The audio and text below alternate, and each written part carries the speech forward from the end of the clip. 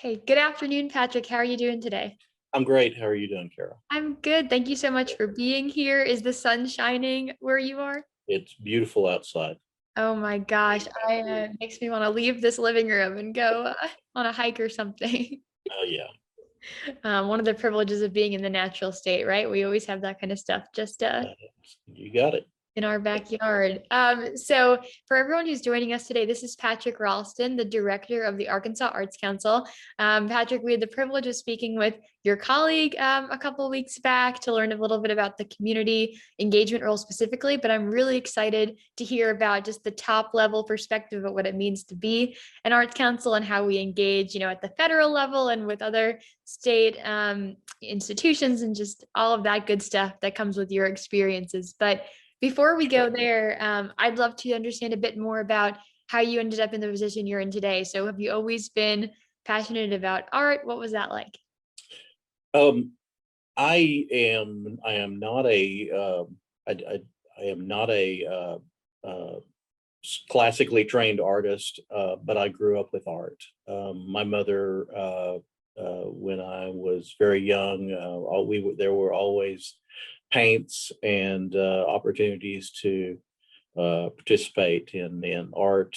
We went to a lot of museums. I spent a lot of time when I was a kid. I was an Air Force brat, so I lived in Tucson, Arizona, for a while, and of course developed a love there of the arts. My the Southwest, the influence of native peoples there was and the Hispanic culture was very influential for me. And so I was just surrounded by artists and people who were creative. So it kind of shaped me, moved me forward in that direction. I discovered photography when I was in high school, and so image making of one type or another, and printing, whether it's analog or digital, became very important for me, especially digital more later in my life. So the seed was planted early on, and it's continued to blossom. It seems, which is really really awesome. Um, Sure. so you found this passion when you were growing up and moving around, and especially in Arizona. Did your education, like, did you lean in more to learning art, or how did you go? What did you study? I I went to college initially on a journalism scholarship, and the photojournalism was a big part of what I did. I discovered the camera, shooting film in high school. Worked for my local paper, the North Little Rock Times, and was basically given run of the dark room to teach myself how to use it. And yeah, I had a casual avocational knowledge of photography, but I wound up with a degree in history, actually, and um, did not pursue, so my career path was not directly tied to the arts. I actually went into museums for several years, working in museums both in Arkansas and in Alabama. Um, then I went to graduate school, attended graduate school in Little Rock with the hope that I would one day be a director of a museum. And while I was waiting for the Met to call me, uh, I was recruited to work for the Arkansas General Assembly, and wound up spending a few years there. And uh, it was not it was not strictly an artistic pursuit, but Gonna say. it did teach me a lot about state budgeting. It taught me a lot about the politics, the operation of government that you don't pick up in a civics class. Um, and it helped me. It put me in touch and allowed me to work with very good people, very talented professionals that work for departments like the Department of Arkansas Heritage. which where I wound up working after that. I worked in historic preservation for several years. And again, all this time, I'm still a photographer, and I'm still, I still have I still surround myself with artists. And but I taught at the Arkansas Art Center, which is now the Museum of Fine Art. But I taught there for about 7 years. It's always been a part of me, and worked in preservation for a few years, went back for about 10 years to the legislative branch again, because I just couldn't get enough abuse. And throughout that time, still working in, still maintaining my art. And then in 2017, I had the opportunity to get out of the Capitol and to return to the agency that had become kind of my home, that I felt very kindly toward, and that was the Department of Heritage, and specifically to be director of the Arkansas Arts Council. My predecessor was retiring, and so this was a job that I had been interested in for about 20 years. Actually, I thought that it's just a great agency. It's a great staff, and I love what they do. And so it was a great to actually work with artists, for artists, and kind of indulge my interest. So I think what must be so satisfying, like in retrospect, looking at your story, is how the different pieces really set you up to be so uniquely qualified for the role you have. Like, what it means to be the artist, what it means to embrace the history, and the logistics of like, how do we get stuff done in government, in the big buildings with the fancy stuff. I don't know, but yeah.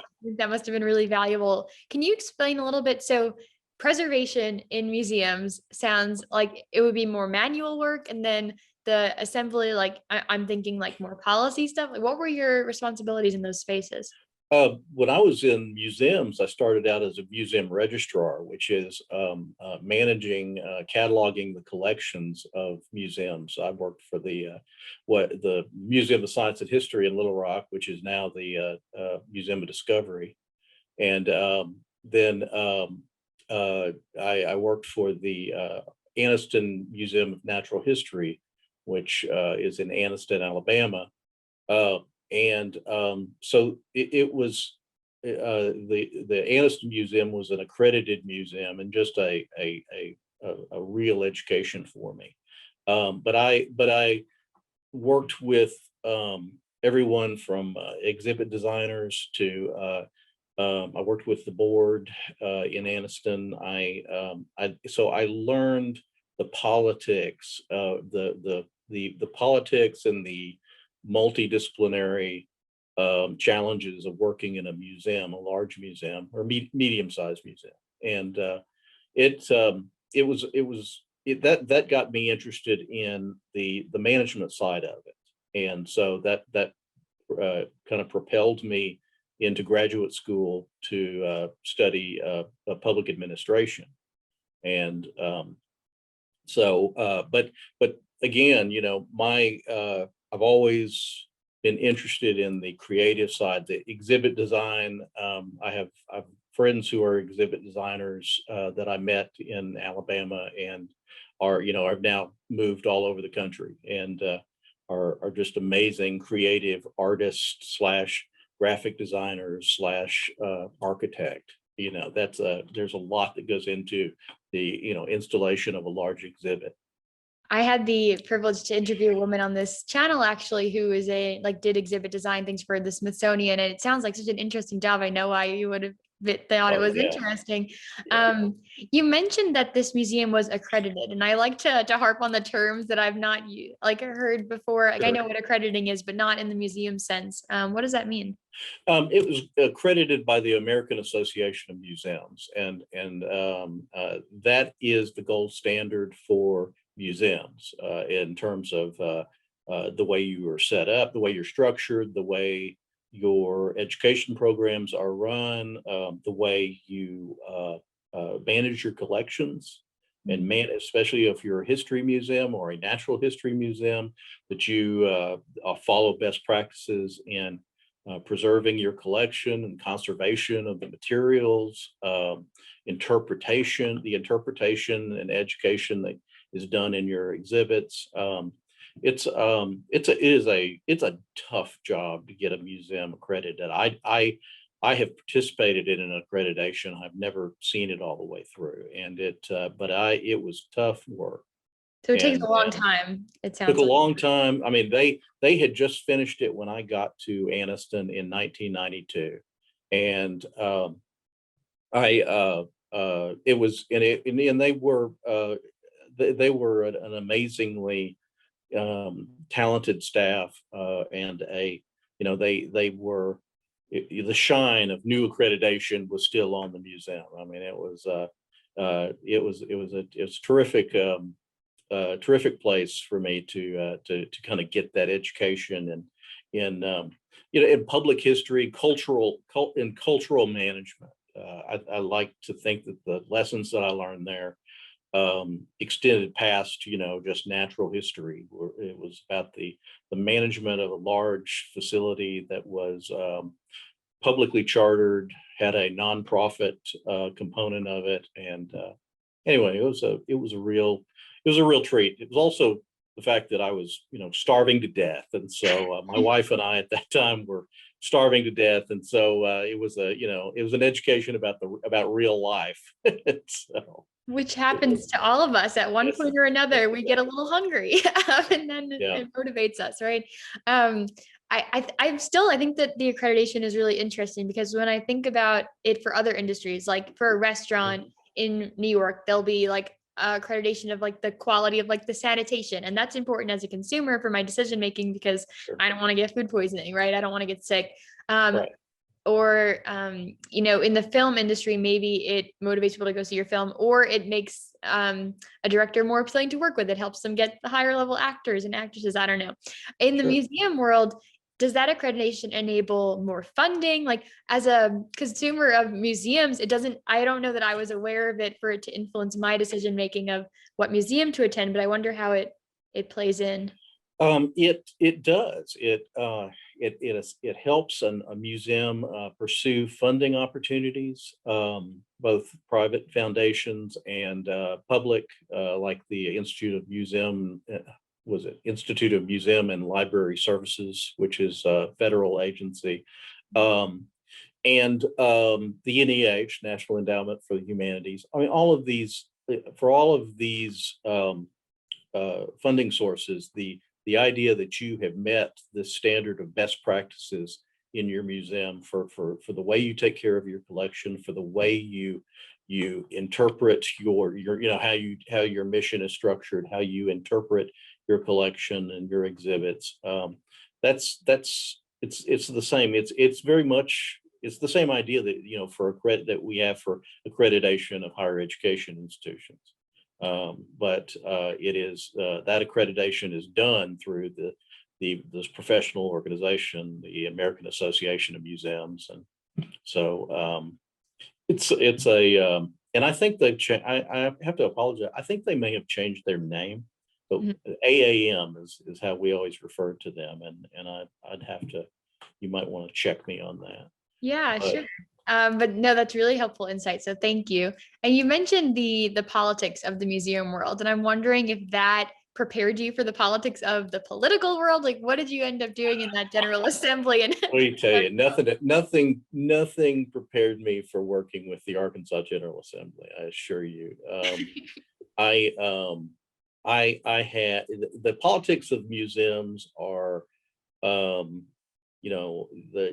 it's the curators, it's the exhibit curator versus the not versus, but there are the conflicting interests of the collections management team, which included me. I also served on the education staff, so I had conflicting loyalties. Then a good friend of mine, a couple of good friends of mine, ran the exhibit shop at the Anniston Museum, which was just incredible. I mean, the amount of talent in that place, the size of a garage, was just incredible. But there are struggles, and then you have a board. You have an appointed board Yeah, in this case, I think some of them are appointed by the mayor or the city council. And so um, I working with the board, you learn a new set of politics, and that translated somewhat to working at the General Assembly when I came back to Arkansas. Although working in the legislative branch was so much more. It was an education. It was terrifying.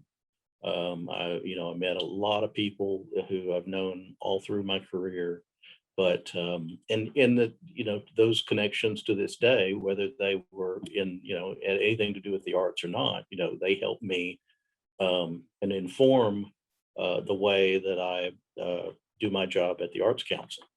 Yes. So you said you had connections that were part of art and not, was your work in the assembly specific to No, art not at all. or in general? Not Wow. not at all. Nor was it in history, which was what my degree was in.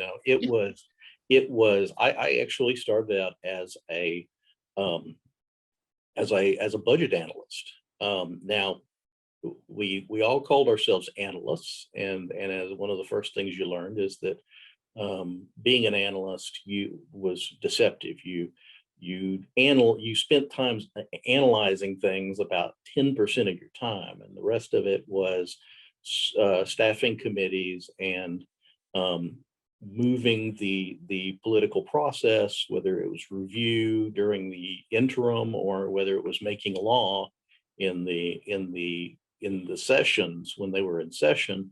But we were stewards of the process, and so you get to know how we were the professional, nonpartisan staff serving the political, these political elected officials, and it's a weird friction that has worked in Arkansas.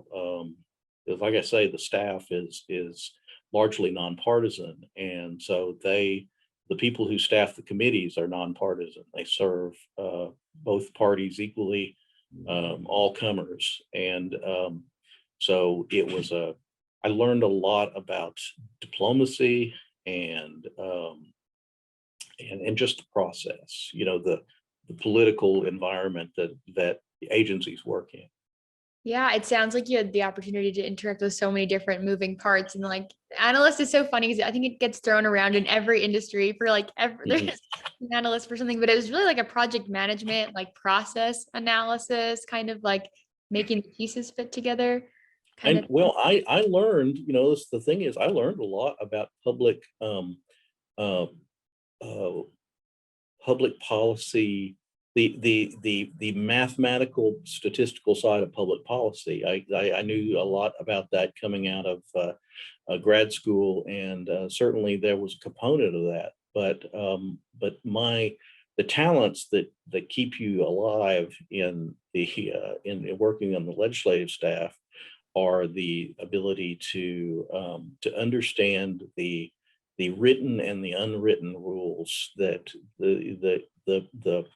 the nuances that run the legislative process, the ability to get things done. And especially in my my second tour of duty, when I went back to the General Assembly, it was as a staffing committees and or staffing larger standing committees, and you become kind of the nonpartisan um, nonpartisan full-time professional face of the committee when the chairs are not around. I mean, you become the person who helps put the agendas together, who reports directly to the chairman, and who can it's people would come to me just to make sure that things got in front of the chair, and that things got put where in the order they were supposed to be brought before the committee. And it was, like I say, in education. I worked with our former governor, Mike Beebe, before he was served on. I actually staffed a couple of committees for him before he was elected governor, when he was still in the Senate, state Senate, and several of his compadres and colleagues at that time. And it was just it was fascinating to watch. I started out. When I started out, it was a Democratic majority in the legislature. When I left, there was a very solid Republican majority, and but throughout, as you know, in my nonpartisan role, I was, I had a good relations with, everyone I worked for and encountered over there. Oh, that's so amazing. It sounds like such a valuable experience, especially if you can see it through different like leadership on different sides and still being that nonpartisan middle ground. Sure.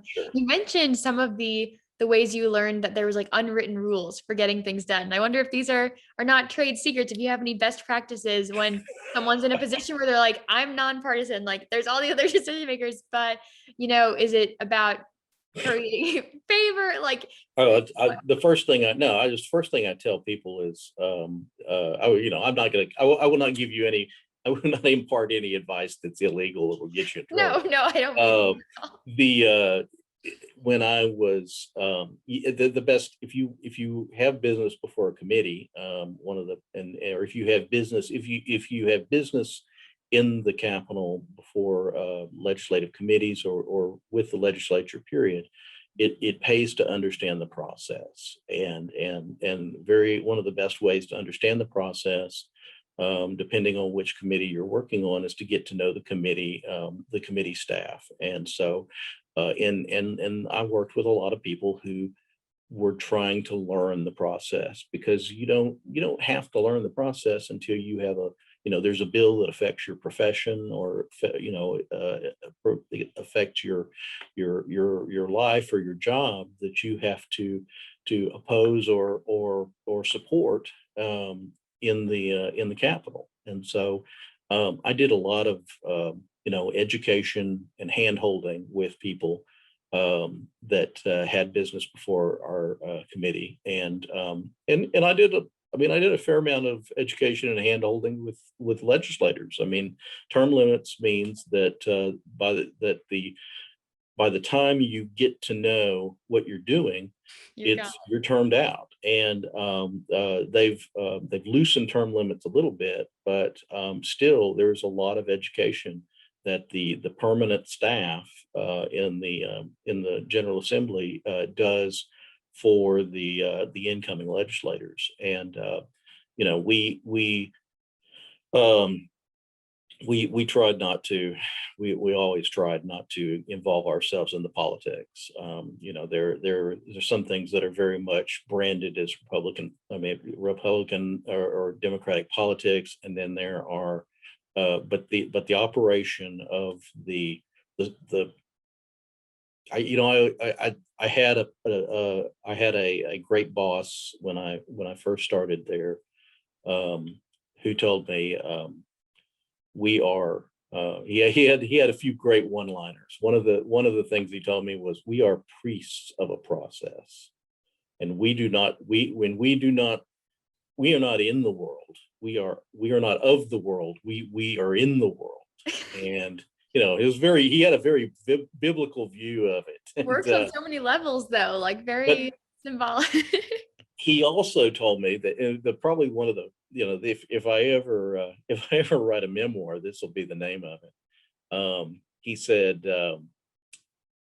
in order to do this job, he said, we write appropriation bills. And he said, in order to write bills to properly expend money in the way that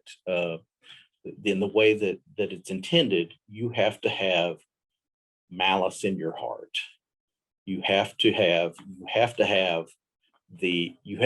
anticipate the holes that someone will poke in your legislation, and whether it's in court or whether it's in a committee. And so you have to be able to write an ironclad language that cannot be subverted. And so that was an education for me on how to write legislation, how to write appropriations, and phrase everything in such a way that it meant what it meant.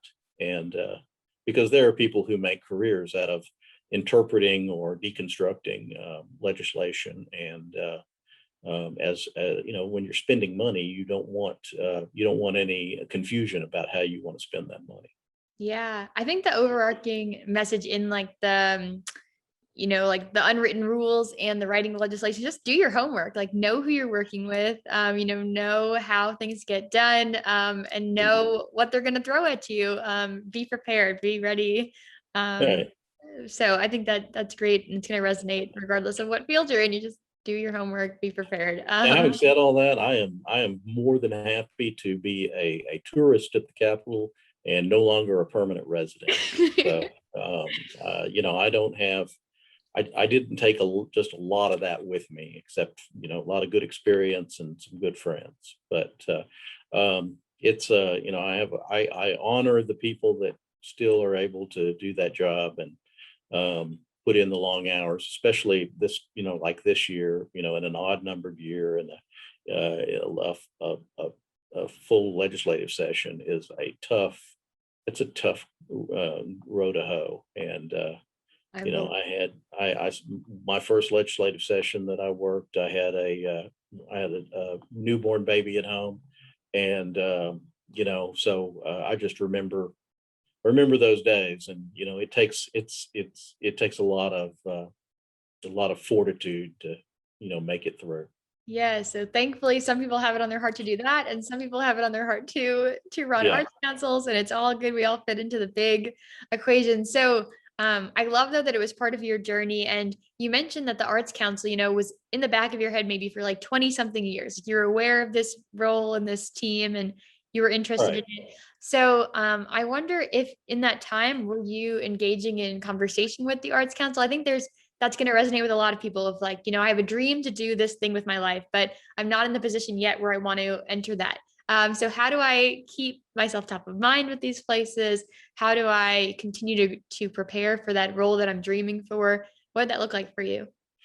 When I was when I was still at the General Assembly in my first rodeo there, uh, around 1999, the position for the Arts Council director came open, and I applied. Now I was probably 30. I think I was 32 years old, and had never been in agency management before. I was totally trying to parlay my experience with state budgeting and legislation into, bootstrap myself into a new job. I interviewed for that job and didn't get it. In fact, a friend of mine, Joy Pennington, who I had worked with at the legislature, wound up becoming the Arts Council director, and she was with the Arts Council for 17 years. And so um, yeah, it was suggested to me that by the director of then the Department of Arkansas Heritage, that I perhaps take a whack at another job, which was a deputy director job with historic preservation. And Arkansas Historic Preservation was yet another education for me. It's a fantastic staff. They are part of this umbrella that I'm in, and another agency. But they are, I spent years there working with historians and with some amazing photographers, because much of what they do is um, uh, document historic sites in Arkansas and put them on the National Register. And so it did stimulate that artistic pull for me, and I enjoyed the photography aspect of it, and just again just learning more about my state too. I visited all 75 counties in the 7 years that I was there. Loved it. It made me fall in love with the state all over again. I just, I have so many stories, and so many fish fries and faraway small towns, and it was incredible. But I loved it. I mean, I have a large part of my family is from here, and so it's my state, Yes. and at the same time, I spent those years doing that, and after that, when I went back to the General Assembly for a few years, I took a lot of that. It informed my return, and the work that I did with these legislators from those small places, from those chambers of commerce and unincorporated areas all over the state. So What a purposeful way to get to know Arkansas, right? Like, I love it that was. excuse to see all 75 counties. And now I feel like I have to make that like a summer bucket list one year kind of thing. Like, Yeah. make friends across the state.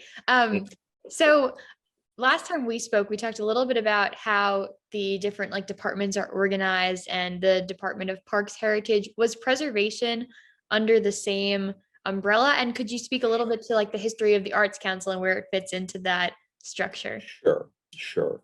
I'll tell you the history of the Arts Council first, and we'll just go, get more confusing as we go.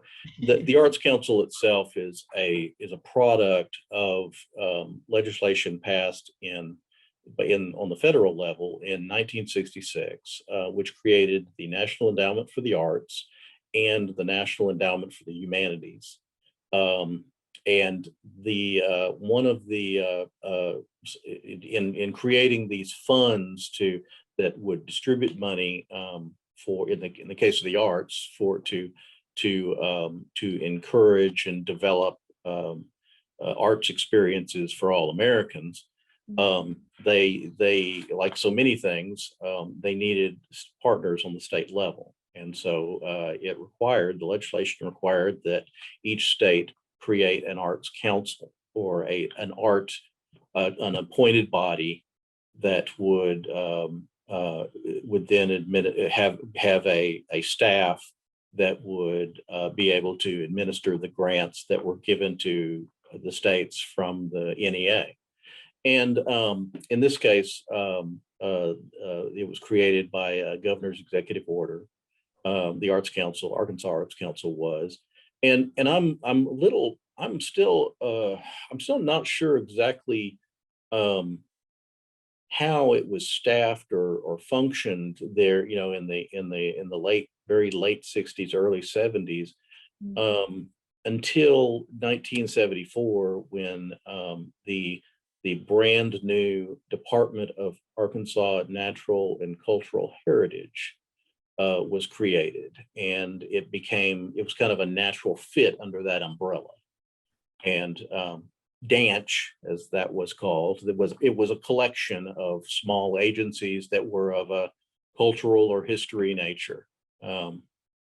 The DANCH became DAW, the Department of Arkansas Heritage, and then and it included things like the Arkansas Natural Heritage Commission, which catalogs Arkansas species and flora and fauna.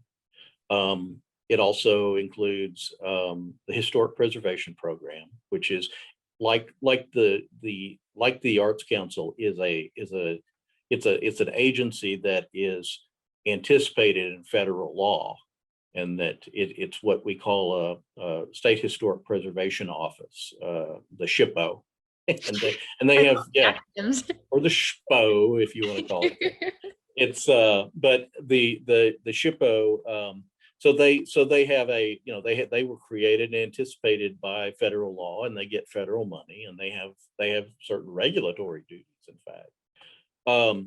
And then we have several museums that are part of the Department of Heritage, or we're part of the Mosaic Templars, Delta Cultural Center, Old State House, the Historic Arkansas Museum, and these were we really had the Arkansas culture, Arkansas culture, from arts to culture to history, and In 2019, the Governor Hutchinson's efforts to consolidate and transform state government to reduce the number of state agencies resulted in the Department of Arkansas Heritage being consolidated with the Department of Parks and Tourism.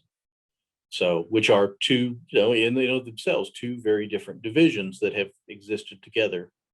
And so now we are Parks, Heritage, and Tourism. It's a big agency. It's a bureaucracy. It has not affected the way that largely not affected the way that the Arts Council does business. We continue to our relationship with the federal government is the same, and our programs are very much the same. It's just it's just been a reorganization for bureaucratic reasons that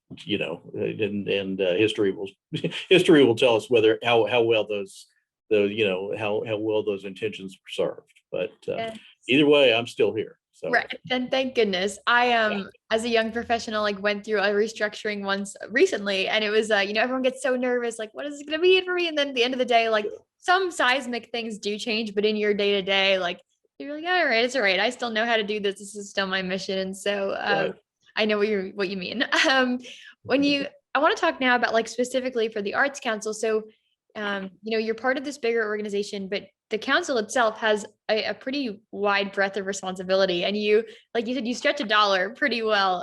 So you have a pretty lean, like really effective powerhouse of a team. Can you tell me about how that's structured and what you guys work with? We are nimble. Nimble is the word. Nimble. We currently have a staff of 7 full-time, 1 part-time. When I say 7, I mean that's including me. We have a budget of about I think last time it was about $2.3.5 million. And about a third of that, roughly a third of that money comes from the federal government in what we call a annual partnership agreement with the NEA. And we apply for that every year. Now, we're really the only game in town. We're the state arts agency. I mean, they're not going to give the money necessarily to anybody else. But we do have to go back and explain what we were doing with their money. And I mean, we are audited, and we we have a state plan that we give them that kind of shows how we are using their funds combined with our matching funds that are appropriated to us to fulfill their mission. So that's we are a small agency, but and we don't have we are very much we are a granting agency. About 1.56 million about 1.5 million of the of that budget it goes out the door in grants, and the rest of it is very much human capital in terms of technical assistance, counseling, family service. It feels like family counseling, especially during the pandemic, I tell you. But we have really I have an amazing staff here with just a vast array of experiences in working in the arts and working with people, not just having experience as studio artists, but having experience in helping other artists to monetize, to create, to network, and that's it's an art form in itself to see it happen. You mentioned the 2 different funding sources, the NEA being one of them. You said, is that like at least in part based on the population size? So the amount you have. It is primarily, it primarily with the allocation we get from the NEA every year has in large part to do with how much money they have in their budget, in proportion to proportionally to how large of, how much of the, what I'm saying, a proportion of our part of the national population. So yeah, we have 3.2 million people about, I think, in Arkansas, and so we've held it between 650 and 700,000 a year from the NEA, as long as I've been around, which is 4 years now, and it's fairly constant. They're very consistent. I had the opportunity to attend the Arts Action Summit last week, some of the conferences for that, Yeah, and I'm excited to see how the advocacy results in maybe more money or something at the national level. right. I don't know, it was eye-opening and really cool to see how they use data. That's a lot of people speaking my language right there. Yeah. Oh my gosh, I'm Yeah. sure it was I had my eyes wide open too, really tuned into it was a great message and great program. Great. So the other part you said was the state funding, and I think you've explained it to me before that it's like a block grant, and this is like policy government for novices here. I'm gonna take a guess. Is a block grant just a chunk of money that a council gets to use how they want? Like what does that really Well, mean? you can look at it that way. We get, we are part of the Arkansas Department of Parks, Heritage, and Tourism. We get part of the money that they get. We get a part. We are in their budget, so we don't really have our own appropriation anymore. I think we did probably when I entered state government about 30 years ago. They did, but now we just we are allocated a portion of the of the funds that are given to the larger department, the umbrella, and those funds really come from two different. The major portion of those comes from, one is just general revenue, and general revenue is just that's the general fund. That's corporate tax, corporate income tax, personal income tax. It's sales tax, and those funds, they're the ones that they're the ones that are very, they are very dependent on revenue collections. And if there's, when you have a revenue collection hit like we did last year, that's where we take the cut. That's the first place we start seeing the cut is in general revenues. And so we did pretty well this year, all things considered, probably because the state of Arkansas is, historically has always been budgeted pretty conservatively. And so they, we didn't have to give up much because we didn't have much. And we had what we needed and we were able to keep it. So the other part of the funding that we get, I mean, roughly, like I say, roughly a third is money from the Arkansas Conservation 1/8 cent conservation tax, which was created. It was passed. It's actually amended into. It is actually an amendment, or I think that's right. I can't remember if it was an amendment or if it was if it was an initiative or if it was legislation. But it anyway, it pays for conservation projects, and those are interpreted fairly broadly. Conservation of historical resources, natural resources, cultural resources, and so we do get a slice of that, and that helps quite a lot. When we our when taxes we, in yeah. a new light. I'm less upset when they come out of my pocket if I know they're going towards. And it's a little bit, it's a trust fund that is somewhat more stable than general revenue, because it's dedicated to one particular, one particular area, a certain scope. And so we have fairly consistent, we have had consistent funding for at least the last 10 years. I mean, we are, it indexes up slowly, but and our funding with the NEA indexes up too.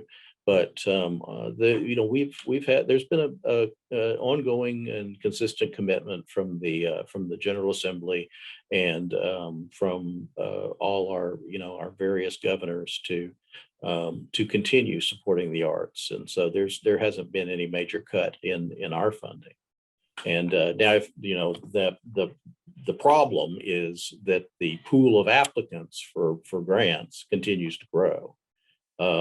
People are become more sophisticated, and people just, there are more arts opportunities. So, the challenge is to keep up with demand. It's not so much to get by with what they give you. I mean, we just, the demand is always going to outstrip us. How does that play into your role? So like keeping up with the demand, it means finding new like revenue sources, like new funding sources, or is it an advocacy thing? It is not, it is, there's not there's not a huge amount of lobbying that I do there, because really the lobbying I would have to do would be to the Secretary of Parks, Heritage and Tourism, because she is the one who, it's her budget that funds us. Right. But the slowly generally we have been able to meet the demand, and we also get some, we do the real growth area for me, I think, is not in pursuing more state funds as much as pursuing outside or foundation funds. We have an ongoing partnership with the Wingate Foundation here in Little Rock, which is a well known and very active funder of the arts, especially arts education, higher ed facilities for the arts, galleries and museums. But they also have a real commitment to arts and education. And so we're on the tail end right now of a 2-year, $300,000 grant that funded it augmented our federal dollars that were used for arts and education, funding residencies in artist residencies in K through 12 schools, and curriculum development, arts integration, that sort of thing. When I say arts integration of the arts into other parts of the curriculum, which we've found can have very positive benefits for even the science and technology. And I think that we are seeing increasingly an interest in some of our larger nonprofits in this country wanting to kind of get down and get their hands dirty in helping provide some of the services on the state level, and and project support and grant support, and the Wingate Foundation has been rather visionary in that respect. I mean, they in the last few years they've spent a lot of their money building the graphic arts. I can't remember the name. The Wingate arts building over at UA Little Rock. They have invested. They've made a large contribution to the School of Art at Fayetteville that Walton Family Foundation is also heavily involved in, and everywhere from Fort Smith to Conway, they are very active in supporting the arts and educating artists. It's in social work, we think about, all the different stakeholders to a situation or an opportunity or a challenge or what be it. And I think it's been Right. really great in this conversation to see how these different pieces come together to create opportunity or to match Arkansans and artists in Arkansas with opportunity is really an exciting space to be in, probably. One of the most interesting things I think about your work and these partnerships and these grants and just working with other community partners is, you said you serve everyone from Cutwell for Kids to Crystal Bridges. And I think that's a really interesting scope and like a uniquely large scope. What's that like? Well, it's fascinating. I mean, some of our institutions that we work with have larger budgets than we do. And so we work with them. Certainly, we'll provide funding for particular projects, particular exhibits. I don't think we currently have a grant active with Crystal Bridges, but we have had project relationships with them at other times. And I bring them up because I think, as I said to you in our first conversation, I think that I should be asking them for a grant. What they do is what they bring to Northwest Arkansas is amazing. It's but it is and they are now they're expanding, and they are continue to be just an amazing flagship for this state. We work with a lot of arts educators, and we are invited to partner with a lot of organizations that are much less well funded than Crystal Bridges, and are very often serving much more underserved communities. And I think that that's where the real work for us. The larger the organization that we're dealing with, if they have a large staff, they got it all covered. I mean, they know what they're going to do with their money. And very often we get involved with smaller organizations, kind of which are more on the kind of the street level, and have a budget of less than $500,000, and perhaps only a director, and that director is also the janitor, and also is also the bookkeeper. And so we what we try to do is we can live in both of those worlds, and we are I'm very fortunate, of course, as you mentioned, you've already spoken to Janet Perkins, who has forgotten more nonprofit knowledge than I could ever learn. She has worked as a nonprofit professional administrator in Little Rock all throughout her career, and and what she does. She'll tell you that she is not an artist, but what she does with nonprofits in terms of board development, or just teaching them the basics of how to run your operation, that's an art form.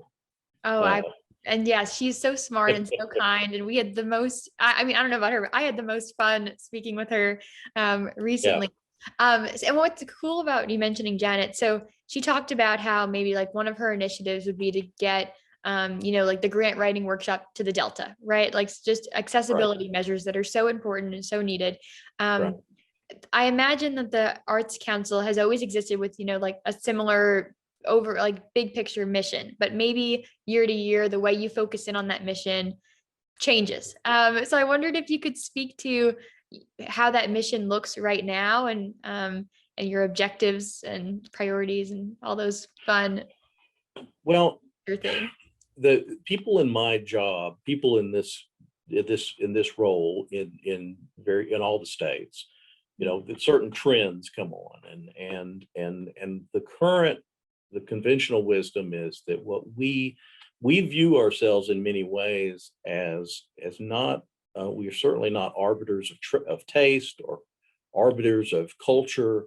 We are promoters and facilitators of a branch of an economic sector, or a collection of economic sectors. What we like to call the creative economy. And so, uh, for a person in this role, there are places for people to learn how to draw. That's not our role. Our role is to help fund the people who are teaching you to draw, who are hopefully exposing you to other types of art forms, and integrating that are able to broadly engage the public. And we, for the way I view it is this is, we are are building or helping sustain a it's a multi-billion-dollar segment of our economy. And that any way we can encourage and develop that, even at the granular level, is very important.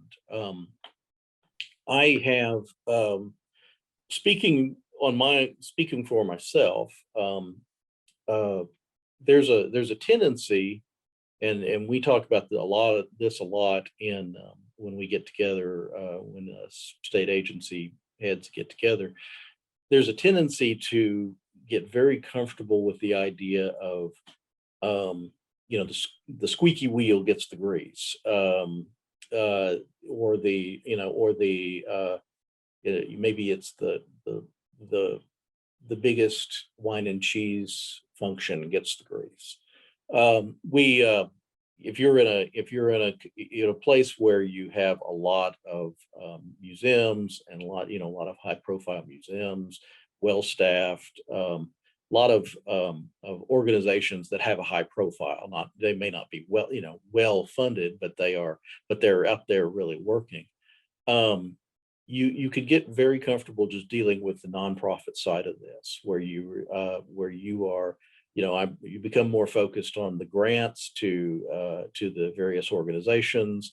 And but what I think is important, what I'm gradually circling back to here, is that you can't have a creative economy without creators.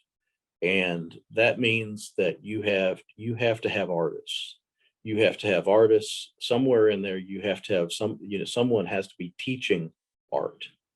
And to be an artist, very often, many artists themselves are teachers, are teaching artists. And so that, you have this ecology of economy of artists who are creating and are also paid to teach, which develops more artists. And so that, it helps sustain that, what we call the creative economy. More to the point, as I often tell our folks, especially when we all get together, whether it's virtually or really together, is that if you have a nonprofit organization, an arts nonprofit, and you don't have artists, it's an artificial, it's like a Potemkin village, you're not really an arts organization. If you don't have someone who is creating associated with you, or teaching for you, or teaching with you, then it's, that's artists are the building block of that creative economy. And they don't have to be full-time. They don't have to be, I think, I don't know what the stats are, but I would say that a huge number, if not over half of our artists, I'm sure I know over half of our artists are that we that we work with are not full-time artists. They do it as they do it, they monetize it.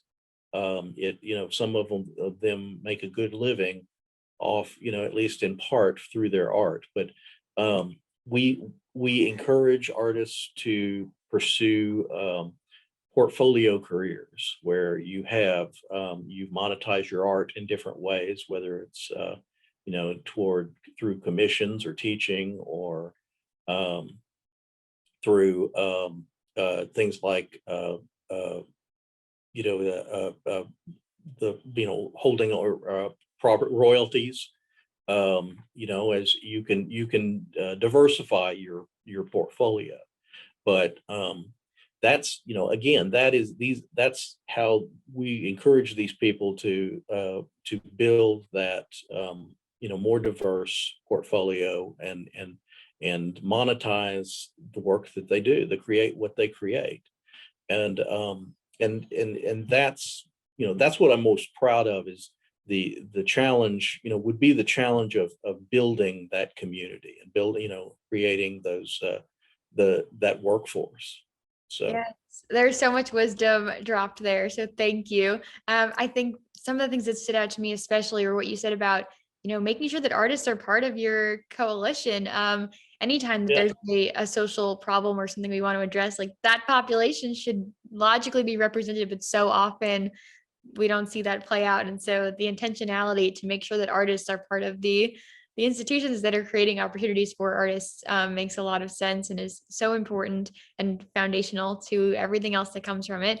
And then I'm so glad that you mentioned the creative economy. After my conversation with Janet, I was ready to drive to Little Rock and go see all the great things that are going on in your neck of the woods. And if I stop to think and I reflect on that, plus what the Arts Action Summit taught me, I'm going to pay for gas. I'm going to buy lunch. Like, I might buy a souvenir magnet because I've never been to Little Rock and I want to remember the occasion. And at the end of you the can day, buy yourself a hog hat at the hillbilly exactly the hideout. whole Yeah, shebang. Drive with it on the way home, like, get all the yeah, yeah, funny yeah. faces on the highway. And so you'd look at the end of the day at all those receipts, and that's a lot of money in the economy that wasn't Sure. there otherwise. And it was because of the art, and the art was the foundation of getting me in my car and making that trip, like buying the gas that I never want to buy.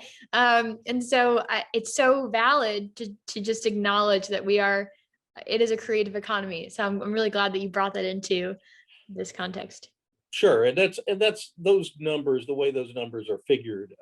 My colleagues over at the tourism division they have that down to a fine art, as to, they know how much you're spending on gas to get to Crystal Bridges, or to and how much your family of four is gonna eat. So yeah, that's that is an art form in and of itself, public policy. But yeah, but it's not Little Rock, and it's not Bentonville, or it's not Northwest Arkansas either. It's these experiments, these laboratories for the creative economy are in places like Mountain View, which is Mountain View is a town that is well known for its mountain music.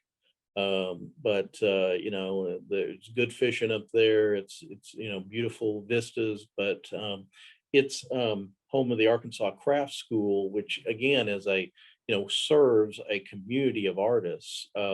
Actually grew out of a craft guild in that north central Arkansas area, and is just they are building and serving that creative economy. And so that Mountain View has it. El Dorado and their Murphy Arts District, another place where there's been a very public commitment to the arts, especially the performing arts, but also the visual arts in El Dorado, with the work with the Southern Arkansas Art Center. And they are, you can see it. You look around and you see it, and it's not just the larger cities in the state, or in other states. It's in small towns everywhere. You can find examples of it. And, sometimes it's for us, for us, it's, we certainly have a lot of partners in Little Rock, and we have a lot of partners in Northwest Arkansas from Fayetteville to Bentonville. But it's sometimes the challenge is finding the towns that are, and the organizations in those towns where that don't seem like the obvious place for an art program. Places like Eudora, which is far down in in southeast Arkansas. Almost, I mean, you could literally throw a stone from Eudora into Louisiana. Wow. And so these are but we have an arts organization there, that's serving the public. When we have that, like I said, the arts are scalable. You can have a gigantic collection like Crystal Bridges, or you can be teaching kids after school programs like Anthony Tidwell down at Cutwell for Kids down in Hot Springs. Or it's just, these things can be scaled to the need, or scaled to the funding, and just scale to your whatever the demand is. Yes, I can see how that, again, that 75 county tour came in handy of finding all these, pockets of opportunity and the great stuff that's happening, regardless of if you're in a big town or a small one or Yeah. something in between. So, I just want to take some moment to reflect, Patrick, on your awesome journey to this point, and thank you so much for sharing it. What advice do you have for people? I mean, you continue to live this really rich, interesting life in the world of art at the intersection of politics and government and all these things. What's some final thoughts of wisdom, and also just some things that you're looking forward to? Well, what I look forward to is a stronger, more, a continuingly vibrant creative economy in Arkansas, a creative community. One of the things that, and again, because having been an artist, although not having that as my primary means of my primary occupation, but surrounding myself with artists, I want to continue to build networks and communities, whether they're virtual or whether they are, they're in, on a regional level or a city level, community level. When artists communicate with each other, no matter what discipline they're in, we, in programs like our Artist Inc. program, or we work with our other partners to provide professional development and community development and networking for artists. That's the infrastructure that stays. That when you put these people in touch with each other, even across disciplines, poets and singers and visual, painters and sculptors working together, great things happen. It's amazing to me how it happens, and they share resources, and they learn, and they learn to make their voice heard. And that's important because, I believe people should be listening to the artists, and they should be, that artists and creation is such a beautiful thing in any community. I mean, and so, I think that's important.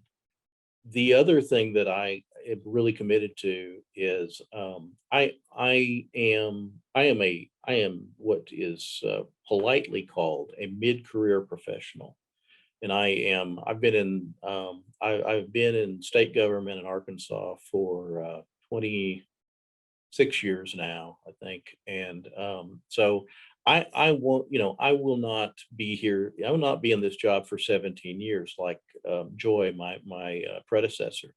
And if I am, just by the way, if if in 13 years, if I'm still here, it's time to put Old Yeller down.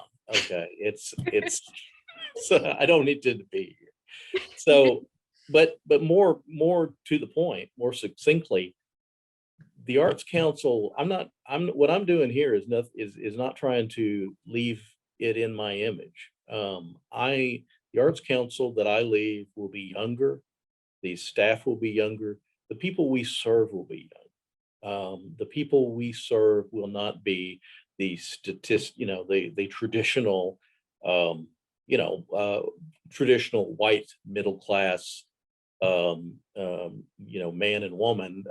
It will be a more diverse constituency, a much more diverse audience for our programs, and that's where we're going, and that's where I'm pushing us, because I don't want the Arts Council that I leave to look like me. It doesn't have to look like me.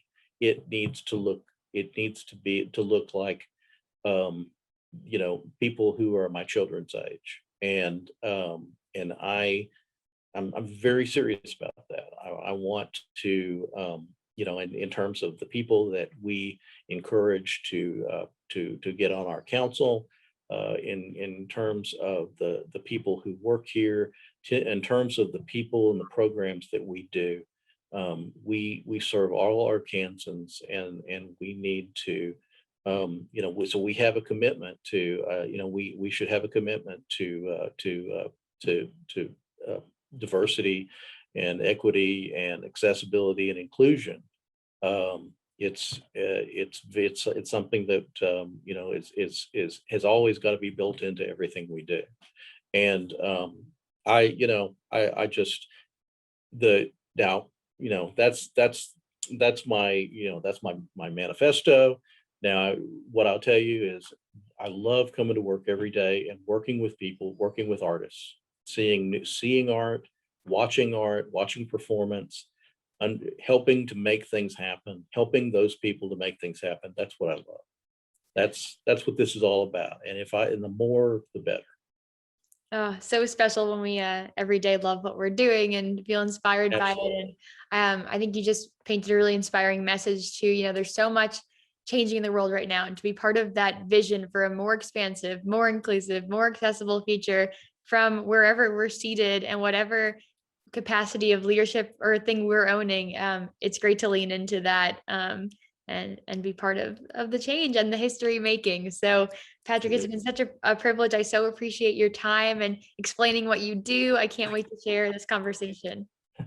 Kara, I appreciate your time, and I hope I didn't I hope I stayed on script. Stayed